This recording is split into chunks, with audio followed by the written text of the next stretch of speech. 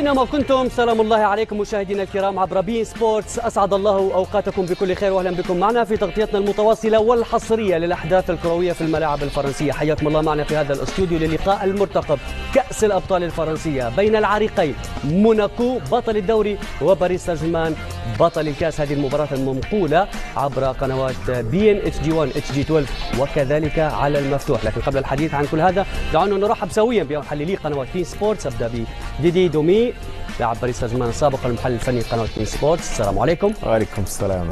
كذلك نرحب سويا مشاهدينا الكرام بالمحلل الفني لقنوات بين سبورتس العائد الى بيته وبين عائلته كابتن عبد الحق بن شيخه. السلام عليكم. خير، انا سعيد بوجود معكم. من غير عبد الحق بن شيخه يحدثنا عن الاجواء المغربيه، عن مدينه طنجه، عن التطور الرهيب في هذه المدينه من ناحيه البنيه التحتيه، وهذا الملعب ملعب طنجه الكبير الذي يحتضن مباراه مرتقبة من قبل الجماهير الأوروبية وكذلك العربية خصوصا في المغرب. حق هو ملعب بمقاييس عالمية. الحق الجمهور المغربي وخاصة الطنجاوي راح من المفروض باش يكون قوي ويكون يعني موجود اليوم بكثرة، لأنهم يعشقوا كرة القدم ويذوقوا كرة القدم بالمباراة تاع اليوم.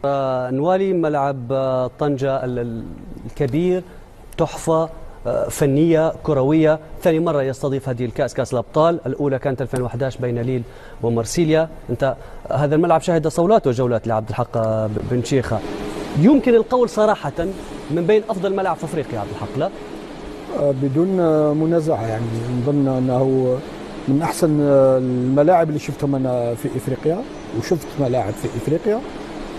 خدمت هذا سنتين في الملعب هذا، نعرف يعني وجه خير عليك، كل الخبايا خير الحمد لله الحمد لله.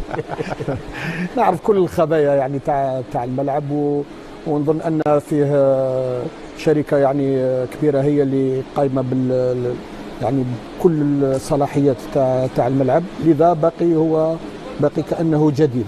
الحق ديدي مجهود يذكر فيشكر للقائمين على هذا الملعب. ملعب شهد صولات وجولات للكابتن عبد الحق بن شيخة. وصلت معه مركز ثالث، لا؟ مركز ثالث العام الأول.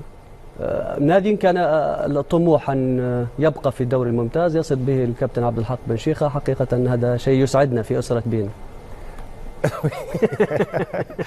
Oui, bien sûr, c'est عبد الحق. نعم بالتأكيد الكابتن عبد الحق يعرف جيدا هذا الملعب وهذا الدوري، لأنه عمل في المغرب ويعرف هذا الملعب الذي هو بالتأكيد بالمعايير الأوروبية، وأنه يذكرني في الحقيقة في الملعب الأرجنتيني، الأسلوب الأرجنتيني مثل ريفر بليد المونيمونتال، الملعب المفتوح تماما والكبير جدا مع أجواء ساخنة للغاية. إذا الباريسيون وخاصة اللاتينيون لن يخيب أملهم في الحقيقة. هذه أجواء يعرفونها جيدا وتهيئ الملعب هم معتادون عليه جدا، لذلك هناك لاعبون من امريكا الشماليه اللاتينيه عفوا مع فالكاو من ناحيه موناكو وفابينيو كذلك والبرازيليون الاخرون.